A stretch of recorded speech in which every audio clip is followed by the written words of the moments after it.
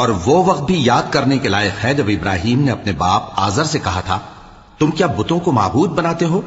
میں دیکھتا ہوں کہ تم اور تمہاری قوم کھلی گمراہی میں ہو۔ اور ہم اس طرح ابراہیم کو آسمانوں اور زمین کے عجائبات دکھانے لگے تاکہ وہ خوب یقین کرنے والوں میں ہو جائیں۔ یعنی جب رات نے ان کو پردہ تاریکی سے ڈھانپ لیا تو آسمان میں ایک ستارہ نظر پڑا، کہنے لگے یہ میرا پروردگار ہے۔ جب وہ غائب ہو گیا تو کہنے لگے کہ مجھے غائب ہو جانے والے تو پسند نہیں۔